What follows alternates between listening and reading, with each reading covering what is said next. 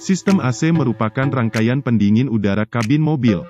Di Indonesia, AC mobil menjadi bagian yang penting karena cuaca di siang hari yang begitu terik, mengharuskan kondisi kabin yang tetap sejuk demi kenyamanan. Lalu seperti apa AC mobil bekerja? Apakah sama dengan AC rumah? Sebenarnya sistem AC baik pada mobil maupun rumah itu sama saja.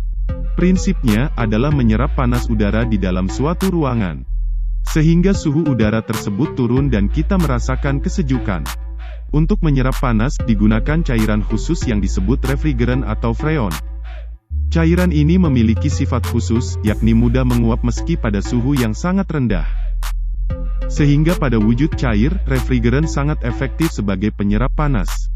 Namun refrigeran tidak bisa bekerja sendiri, melainkan perlu ada pengolahan refrigeran supaya bisa bersirkulasi untuk terus menyerap panas.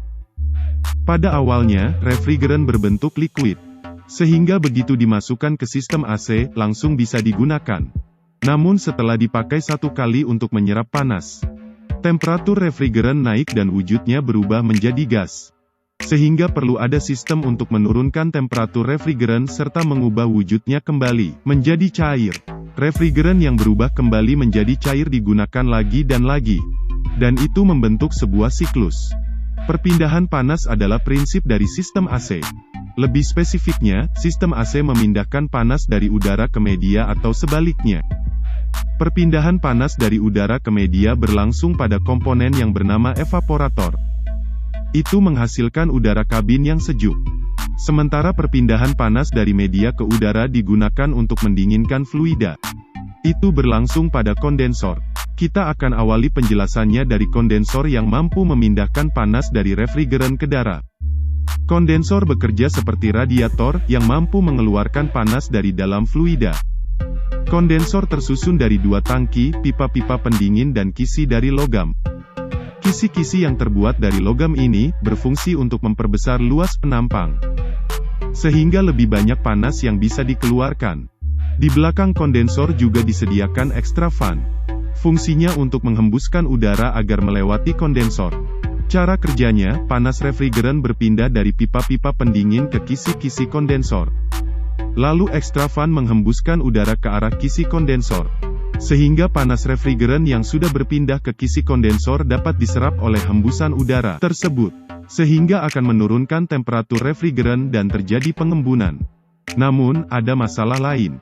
Setelah melewati kondensor, refrigeran liquid berpotensi berubah kembali menjadi gas sebelum masuk ke evaporator. Karena perjalanan dari kondensor ke evaporator biasanya akan melewati ruang mesin yang suhunya di atas suhu kamar. Untuk mengatasi hal itu, maka tekanan refrigeran perlu dinaikkan. Saat tekanan refrigeran naik, molekul refrigeran akan saling mengisi sehingga tidak ada ruang untuk menguap. Selain itu, saat tekanan refrigeran naik maka titik didihnya pun naik. Kita tidak perlu menghembuskan udara dengan suhu di bawah 5 derajat Celcius untuk mengembunkan refrigeran. Karena dalam kondisi tekanan tinggi hembusan udara 20-30 derajat sudah bisa mengembunkan refrigeran. Oleh sebab itu diletakkan sebuah kompresor sebelum refrigeran masuk ke kondensor. Kompresor ini bekerja seperti kompresor pada umumnya.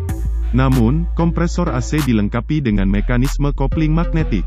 Mekanisme ini terdiri dari puli kompresor yang selalu terhubung ke puli mesin melalui V-belt, plat penekan yang terhubung dengan poros kompresor, serta koil magnetik untuk menghubungkan atau memisahkan antara puli dengan plat penekan. Kopling magnet bekerja dengan memanfaatkan gaya elektromagnetik yang dihasilkan dari koil magnetik. Gaya elektromagnetik tersebut akan menarik plat penekan yang berbahan dasar logam, sehingga plat penekan menempel dengan puli kompresor. Hal ini menyebabkan plat penekan ikut berputar sesuai putaran puli.